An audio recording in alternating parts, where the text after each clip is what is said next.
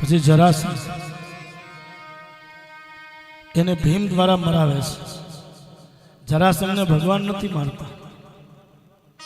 જરાસંઘ અને ભીમનું યુદ્ધ થાય તો જરાસંઘને ભીમ મારી મારીને થાકે, એના બે શરીરના ટુકડા કરે તો પાછો જરાસંઘ છૂટી જાય.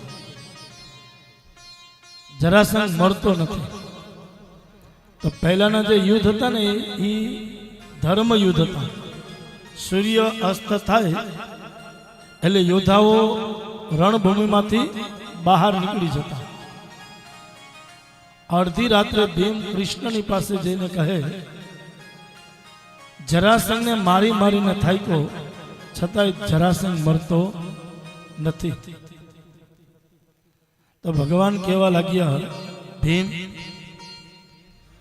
કાલે જ્યારે જરાસંઘની સાથે યુદ્ધ કર ત્યારે યુદ્ધ કરજે જરાસંઘની સાથે અને દ્રષ્ટિ રાખજે મારી સામે. તારી નજર, તારી દ્રષ્ટિ એ મારી સામે હોવી જોઈએ. એટલે જરાસંઘને કેવી રીતના મારવો આ યુક્તિ હું તને બતાવીશ. દ્રષ્ટિ મારી સામે રાખજે. બીજા દિવસે યુદ્ધનો પ્રારંભ થયો. ભીમ જરાસંઘની સાથે યુદ્ધ કરે છે જરાસંઘની સાથે, અને દ્રષ્ટિ છે શ્રી કૃષ્ણની સામે.